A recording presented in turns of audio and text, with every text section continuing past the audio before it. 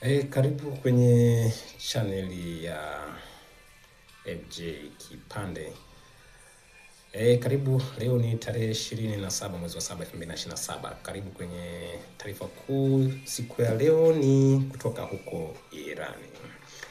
Irani anasema tutasitisha mashambulizi iwapo Marekani haitatushambulia tena. Ngoja tusome taarifa kwa ufupi, alafu tutaendelea kuichambua kwa undani zaidi. Irani ameliambia shirika la habari la Reuters siku ya Jumapili kuwa itasitisha mashambulizi yake mradi tu Marekani nayo iendelee kusitisha mashambulizi yake, kulingana na afisa mmoja mwandamizi. Hatua hiyo imekuja baada ya Marekani kusitisha kwa muda kampeni yake ya mashambulizi ya anga kufuatia ushauri wa Rais Donald Trump kumweleza kuwa walikuwa wakikabiliwa na wasiwasi kuhusu kupungua kwa akiba ya silaha za Marekani. Baada ya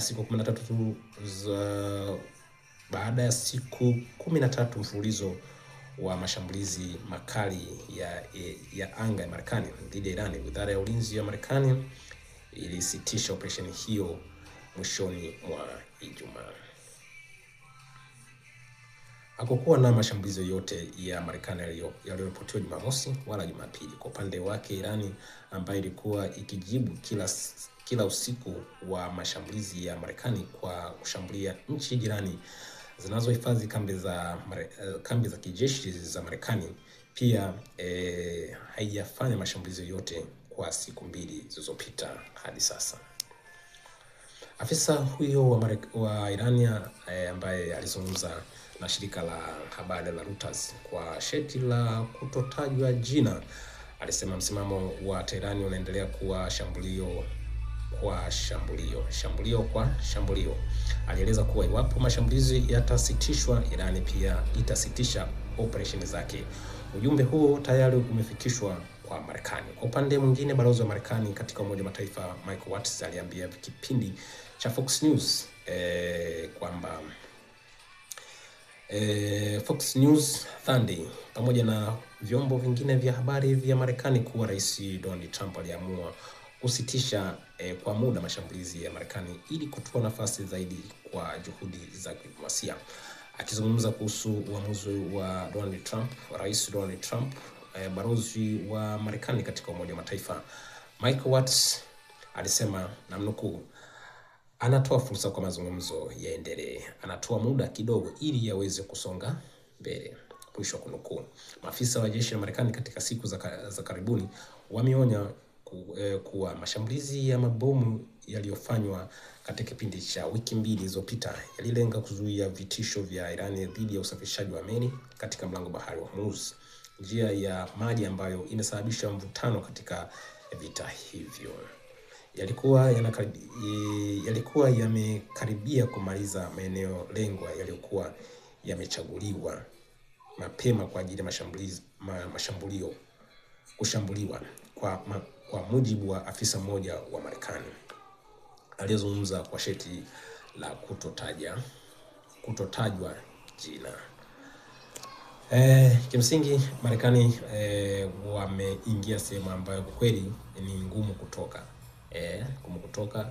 na malengo yale ambayo tayari Marekani anataka kule yameshakwisha kabisa, kwa maana wamefeli.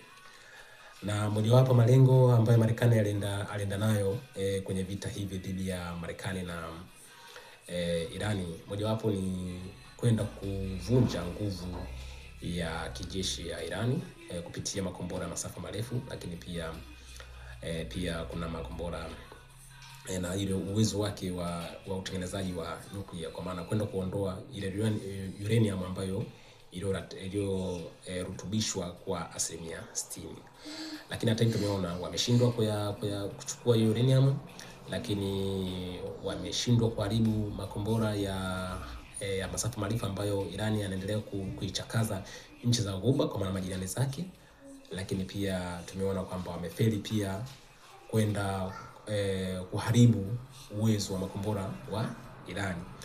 Lakini pia nyingine ni kwenda kubadilisha utawala kule Tehran, pia yameshashindwa. Kwa hiyo malengo matatu yote yameshashindwa kabisa, lakini lengo kuu la Marekani ilikuwa ni pamoja na kwenda kuchukua uranium ambayo tayari iliyorutubishwa kwa 60%. Ili bomu la nyuklia liweze kutengenezwa, maana yake inatakiwa lifike 90%. Kwa hiyo kama wamesharutubisha kwa 60%, maana yake bado 30% tu ifike 90%. Kwa hiyo wasiwasi Marekani ni kwamba endapo Irani wataendelea kuwa na hiyo uranium, hilo vumbi wakiendelea kurutubisha zaidi, basi kuna wasiwasi kwamba wanaweza kupata hilo bomu la nuclear. Na kwa sasa viongozi wa sasa kwa mujibu wa Trump anasema ni viongozi ambao wana tamaa kubwa sana ya kupata bomu la nuclear kuliko wale viongozi au yule kiongozi wa aliuawa tarehe 28 mwezi wa pili mwaka 2026, kwa maana Ayatollah al-Said Khamenei. Kwa hiyo kiongozi huyu ambaye mtoto mtu kwa mujibu wa Marekani na Israeli kwamba wanasema huenda anatamani kuwa na silaha za nuclear ili kuendelea kuatisha majirani zake, lakini pia kuitisha Israeli, lakini pia kuitisha Marekani. Kwa hiyo ndio sababu au wasiwasi kubwa kabisa Marekani pamoja na Israeli walikuwa nayo kwa sasa. Lakini jingine upande wa Israeli kwamba wanaona kwamba endapo Irani atakuwa na silaha za nuclear, basi mlingano wa nguvu Mashariki ya Kati utakuwa haupo, kwa sababu Irani atakuwa ni giant ambaye atakuwa na nguvu, lakini pia na Israeli pia atakuwa na power, na ukiangalia pia zile influence ambayo ushawishi pia wa Marekani wa Irani utakuwa tena bado upo mkali Mashariki ya Kati, lakini pia power influence ya Israeli pia itapungua kwa sababu wote hao watakuwa na nguvu.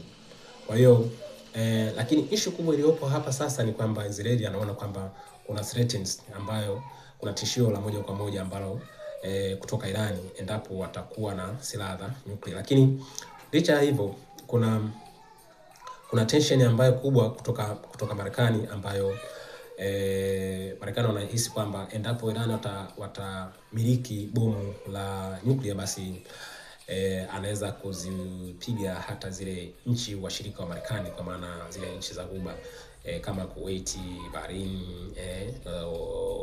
Saudi Arabia na sehemu zinginezo. Kwa hiyo ndio wasiwasi kubwa ambayo iliyokuwepo sasa hivi, lakini kimsingi Iran ameendelea kutoa ufafanuzi kwamba sisi hatutaki kutengeneza silaha za nuclear kwa sababu tunataka tuwe na nuclear ambayo kwa niaba ya sayansi na teknolojia. Kwa hiyo wanaendelea kujitetea hivyo, lakini sidhani kama Marekani na Israeli wanakubali utetezi huu. Kimsingi kwa sasa naweza kusema kwamba tusubiri macho na masikio tuelekeze huko Washington DC, kwenye ikulu ya White House. Hebu tumwangalie Rais Trump nini anaweza akakifanya kipindi hichi. Kumbuka wapo kwenye dialogue, kwa maana wapo kwenye mikutano na hatujajua kwamba mwishowe upo vipi, lakini kiuhalisia kwamba ni kweli uhaba wa silaha Marekani wamekumbwa nayo kwa sasa. Tumeona mifumo mingi ya Patriot ambayo imepigwa na makombora ya Irani, na kwa kifupi kuendelea vita hivi Marekani dhidi ya Irani, kwa kweli Marekani ndiye anaenda kuumia zaidi, kwa sababu tatizo kwamba issue aliyokuwa nayo Marekani kwamba ana washirika wengi ambao yeye anatakiwa walinde. Unaona, tofauti na Irani yuko peke yake ambao yeye anatoa mashambulizi kwenda nje tu. Tofauti na Marekani anahitaji kuwalinda washirika, lakini pia kulinda na kikosi chake mwenyewe. Kwa hiyo hii inaleta picha kwamba inatakiwa awe na rasilimali kubwa sana ya ulinzi. Kwa hiyo hii ndio inaleta tatizo kubwa sana katika vita hivi vya Irani na Marekani. Kimsingi tuombe Mungu tu kama watafikia mwafaka kwenye diplomasia, basi nani mambo yataenda vizuri, na huu mgogoro kwa kweli unaenda kuathiri kwenye duniani kote kwa ujumla, hasa kwenye sekta ya nishati na gesi. Kwa hiyo kama watafikia mwafaka, basi hii ahueni itakuwa sio kwao tu, lakini pia na duniani kote kwa ujumla. Jamani, asanteni sana na karibu sana MJ Channel. Asanteni na mchana mwema.